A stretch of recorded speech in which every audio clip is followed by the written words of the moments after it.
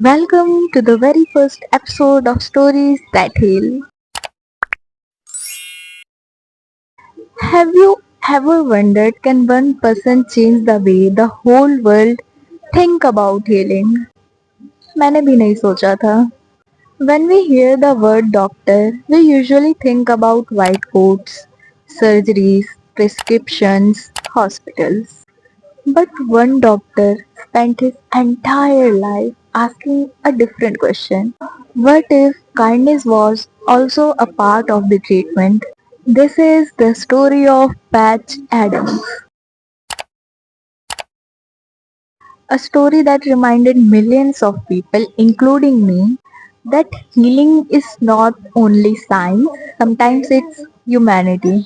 So, Patch Adams was born in the United States in 1945. From the outside, his childhood looked ordinary, but life changed when he lost his father at young age. His family struggled, he often felt lonely, he was bullied in schools. As the years passed, those experiences became heavier and heavier. Eventually, Patch went through one of the darkest periods of his life. He struggled with severe depression and attempted suicide more than once. And he was admitted to a psychiatric hospital. Imagine that for a moment. A young man who couldn't find a reason to live would one day inspire millions of people to keep living. During his stay in hospital, something unexpected happened. He started observing people around him. He noticed that many patients didn't just need medicine, they needed someone who would truly listen, someone who would see them as a human being, not as a diagnosis. And that realization changed everything. Patch made a decision.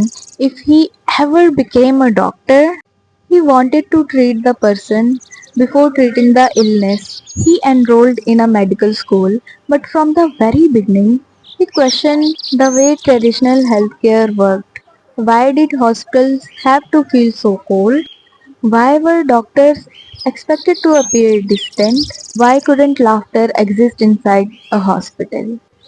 Patch believed a smile, a joke, a genuine conversation could reduce fear and help people to feel safe.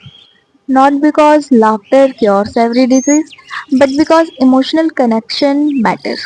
Today, psychology also recognizes something important. When patients feel heard, respected, and emotionally supported, it can improve trust, reduce stress, and strengthen the relationship between patient and the caregiver. That doesn't replace medical treatment, but it can make treatment feel more human. Slowly, Patch became known for something unusual. He wore colorful clothes, funny hats, and sometimes a clown's red nose. He visited patients not only as a doctor, but as someone who wanted them to smile. Children laughed, families smiled, hospital became a little less threatening. To many people, that red nose wasn't about a comedy. That was a reminder that illness should never erase a person's dignity or joy. But Patch wasn't dreaming about becoming a famous doctor. He dreamed of building a different kind of hospital, a place where healthcare would be based on compassion, community, creativity, and respect.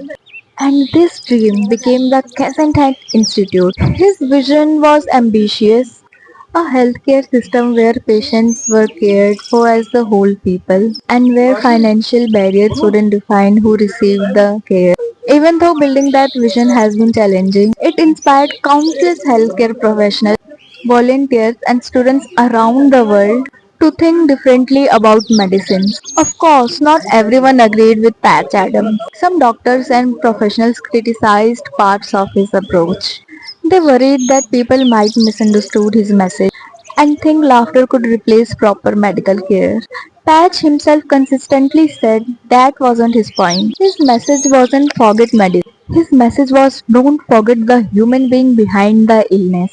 That distinction is important. Compassion and science are not enemies. The best healthcare often needs both. So why are we still talking about Patch Adams today? because his story isn't really about hospitals. It's about how we treat one another. It reminds us that every person we meet is carrying a story we may never fully understand. Sometimes people don't need advice first. They need kindness. Sometimes they don't need solution first. They need someone who will simply stay. And sometimes healing begins long before the prescription's written.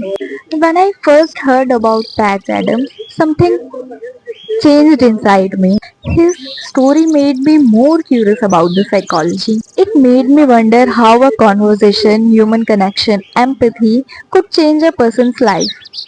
That curiosity slowly became research, that research became purpose.